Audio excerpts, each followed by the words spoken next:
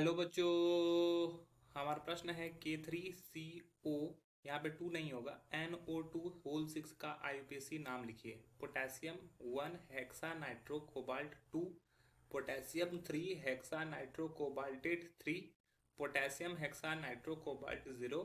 Potassium होगा, पर सीटियम लिख दिया गया है, पोटेशियम होगा हेक्सा नाइट्रो कोबाल्ट 3। चलिए समझते हैं इस प्रश्न को। पहले तो इस प्रश्न को सुधार कर लें, ठीक है। तो ये है हमारा पोटेशियम, और यहाँ पे हेक्सा नहीं है, हेक्सा है।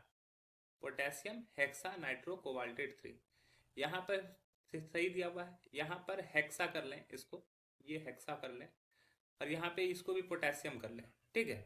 और यहाँ पे CO2 नहीं होगा तो इस CO को हटा देते हैं। अब इस प्रश्न की बात करते हैं मुख्य अवधारणा की। तो मुख्य अवधारणा में हमें क्या लिखना है? IUPAC नेम लिखना है, वो भी किसका? कोऑर्डिनेशन कंपाउंड का, मतलब किस उप सहसंयोजक यौगिक का IUPAC नाम लिखना है। तो IUPAC नाम लिखने के लिए हम लोग को क्या क्या चाहिए? केंद्रीय धातु का ऑक्सीकरण संख्या चाहिए, केंद्रीय धातु का ऑक्सीकरण संख्या। तो ऑक्सीकरण संख्या निकाल लेते हैं। उसके बाद हम लोग को लिगेंड का नाम चाहिए, ठीक है। तो केंद्रीय धातु यहाँ पे क्या है? कोबाल्ट है। अगर यहाँ पर K3CO NO2 होल 6 ये जब ब्रेक करेगा तो ये क्या हो जाएगा? 3K प्लस, और CO NO2 होल 6 3 माइनस, ठीक है। तो यहाँ पे क्या है? ऋणायन है। तो ऋणायन है तो यहाँ जो केंद्रीय धातु में जो होगा एक सफिक्स लगेगा जिसको बोलते हैं एट, इंग्लिश में ATE, ठीक है। ये सफिक्स लगता है। अब CO है, CO का मतलब हो गया हमारा क्या है? कोबाल्ट। कोबाल्ट अगर देखेंगे जनरली इसका इलेक्ट्रॉनिक कॉन्फ़िगरेशन क्या होता है? 27 होता है। 27 का इलेक्ट्रॉनिक कॉन्फ़िगरेशन अगर कोबाल्ट का देखेंगे तो होता है argon 4s2 3d7।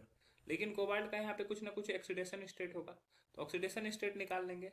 CO NO2 whole 6 3 minus, तो कोबाल्ट का x मान लेते हैं। x प्लस NO2 का होता है -1 इंटू 6, और इन सभी का योग -3 हो जाएगा। x minus 6 equals to -3, x का वैल्यू +3, तो कोबाल्ट का ऑक्सीडेशन स्टेट +3 हो गया।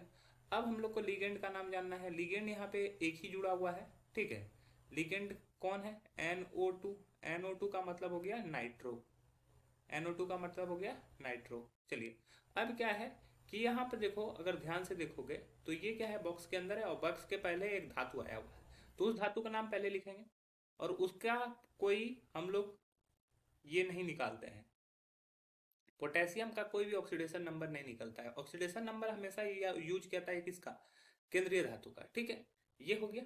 फिर केंद्रीय धातु नहीं लिखाएगा, पहले लिगेंड का नाम लिखाएगा। तो लिगेंड हो गया नाइट्रो, और नाइट्रो कितना परसेंट है? 6 नाइट्रो है, तो 6 के लिए हम लोग यूज करते हैं हेक्सा, हेक्सा नाइट्रो, ठीक है। अब यहाँ पर ये ऋणायन है, ठीक है। ये वाला जो कोबाल्ट वाला पार्ट है वो ऋणायन है, तो इसके लिए कोबाल्ट के लिए कोबाल्टेट हो जाएगा, ठीक है। क्यों?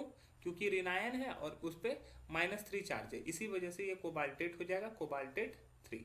तो हमारा पूरा नाम क्या हो गया? Potassium hexa nitro cobaltate 3।